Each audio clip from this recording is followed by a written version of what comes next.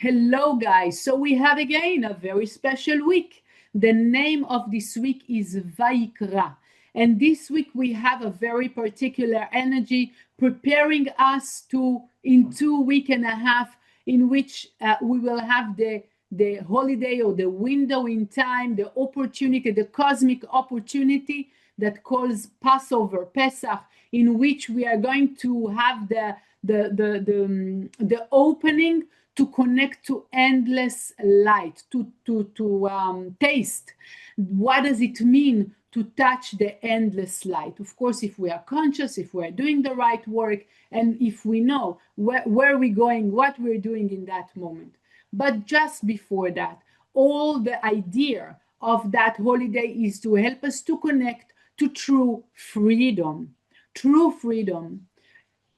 And that's a question. From what would you like to be free? So maybe comes to your mind economy situation, health situation, love situation, people that bothers you and you want to be, released from them. But is this a real freedom? Truly? Think about it. Because when one thing finish, another thing start. And when that person that annoyed you the most disappears, you feel like, okay, doesn't like make me so free, right? And because we need to understand that true freedom, it's consciousness that we choose to be in. It's something that we need to train ourselves to learn to be in that freedom, no matter what happens in the 1% level. I don't want to say reality because we know more and more that that it's not truly this, that what we are living is really plastilina, a material in our consciousness, a result of the way that we think about life. This is what we experience. Therefore, true freedom doesn't depend in what happens in our life. Rav Berg used to say the result, the effect never depend on the result. If I want something to change in the outside, I need to change something in the inside. Something of the outside cannot change my consciousness. So it starts with what is true freedom then? Doesn't matter how the physical life looks like. We want to gain the strength to have complete certainty, to manage to keep joy in spite of what's happening, to have that freedom of action means to act from a place of love, to act from a place of complete connection and complete alignment with the truth, with the light of the Creator, no matter what is in front of me, what I see in the 1% level.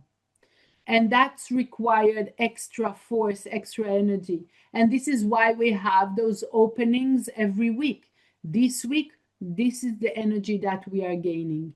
Strength to have deep craving, to desire, deep desire to true freedom, to the true freedom, to be aligned with the truth, to keep the joy in spite what's happening, to have that certainty to act, although I see maybe the complete contrary.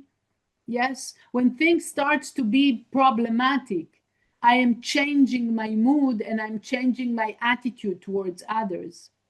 But when a person is aligned to the truth, although things change in the outside, in their personal life, they will not change their attitude towards other people. They will keep that enlightened way of behaving towards others. And that is the true freedom, to act from an enlightening place towards the surrounding, towards our personal life. And the question is, how and what do we need to do in order to reach it? Okay, so we have a tremendous energy this week that starts with the first word of this portion, which is also the name of the portion that calls VAYIKRA. So we have something very special in this world, in this word. We have the two first letters, Vav and Yud, that are part of the most perfect combinations of letters, that is the tetragrammaton, that allow us really to go through process and the infinite light of the creator. And then we have the letter Kuf and the letter Resh, that together they are created the word Kal, which means cold. When a person is cold, when it is separated from the warmth of vitality, from the warmth of the creator. When would you say that relationship or two people, that a person is cold towards you, is effectively when he's disconnected. When two people are disconnected and they are separated, this is where you feel the cold coming in. So coldness is due to separation. There's no unity, there's no love, there's no continuity of light in this case. So, and the last letter of this word, Vayikra, is the letter Aleph, which in the scroll, it's written as a small letter. And here we understand that the letter Aleph is in one hand representing the ego that is diminished. We are minimizing the voice of all the limitations that we have in our life. Lack of trust, the fear, the doubts that we have, the calculation, the image, what people will say about me, okay? How people see me, what people think about me, or other things like belief system. I'm not enough. I'm not seen. Nobody knows me. Whatever it is that a person might put the limitations in his life, okay? Just because of a limited consciousness that he is nourished by the voice of the ego. And that little Aleph in the last first word of this portion is helping us to minimize the influence of the ego and to allow us true freedom, clear and clean from all those limitations. The word Vayikra, and I want to read the verse number 10 in the Zohar. Yes, it says like this. Then I'll continue my explanation. וחד ממנה יתקם על ארבע תלת, ארבע לתלת בגין דכל אינון משרייני לעין. כד נחתין לתתה, because we don't want only to understand with our logic, but we want to understand with our essence. Something that moves inside of us because of the vibration of the letters that is written so perfectly in the Zohar. כד נחתין לתתה משניין שמה דלהון בשמהן אחרנין כד אינון אילאין למשתנין לעלמין והי ממנה אילאה צדקי אל קאים עליהו לגומר את חד נציץ על רשעיהו ואי א' זעירה כד היי את נציץ כולהו נטלין להוא אתר דנציץ היי נציצו. And the idea is like this. The whole portion is speaking about sacrificing. What are sacrificing? First of all, doesn't exist today. It's something that happened like long time ago, thousands of years ago. Today, there are no sacrifices. What sacrifice and how this chapter is relevant to our day, our life today, if those things doesn't happen.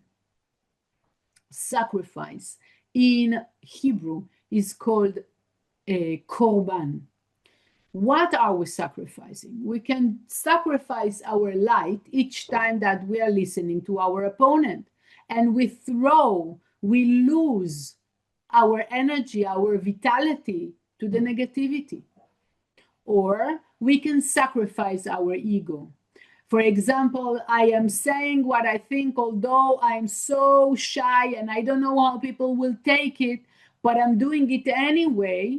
Why? Because I don't want to lose my light. And if I have something true to say and I feel, not because I want to say, yes, many people are saying today what I want to say, but if it is for the sake of really creating more unity in the world, I want to say it. I want to help. I want to assist. I want to bring for more unity in the world.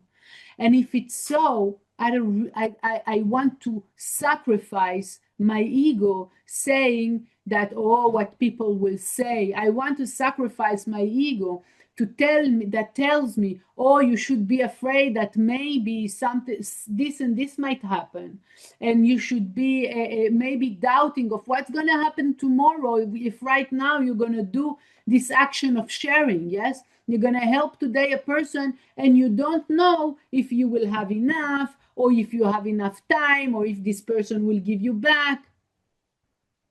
All those calculations, all this noise come from the place of the opponent. And this week we have the possibility to shrink him down and to allow that infinite light to speak through us, to listen, to hear what is the right thing for us to do, what is the right feeling that I have. Not feeling like how am I affected from what's happening around, but what is the light, in which way the light guides me, show me the way, tells me what to do. I want constantly to listen to that. That's the true freedom, completely released from all the limitation. And each time that we are sacrificing, korban, that ego, ego of mine, I free myself. And that is the battle. Yes, our battle, our real battle is in front of the opponent. Those limiting voice, yes, that's the real battle. And you know what is the word for battle? Krav. So you have korban, krav, kar, cold, and karov, close. I'll explain.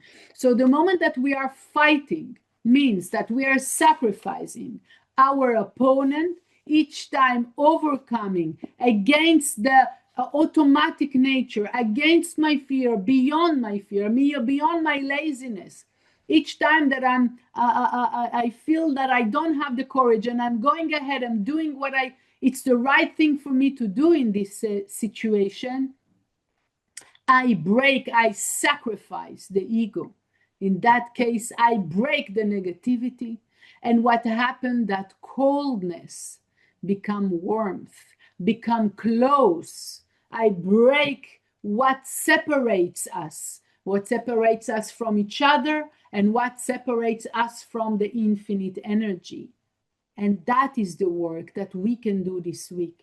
And this is how we will create that warmth and love and prosperity and continuation and healing and protection, personally and globally. The real fight is between us and the ego. Each and every one of us will do that, will be precise about this. We're going to reach the true freedom personally, and when we are enough doing it, hopefully we're going to reach also the global freedom. Yes, which is the world freedom, that to be really connected, aligned with the Creator, free to feel that joy, disregard what's happening physically or what the opponent wants me to see that is happening, and how he wants me to doubt about the situation, and how he wants me to hate someone else in this situation. To free myself from those limitations and to allow myself the closeness with each other. So we have a powerful work to do this week. We want to be centered and concentrated doing it. Stay focused. Yes, we have also the new moon of the month of Aries this week. And yes, with all the tools, Zohar, Anabekoach, 72 names, different types of sharing. And yeah, we have a whole work to do this week. I wish you a very powerful week, and see you very soon.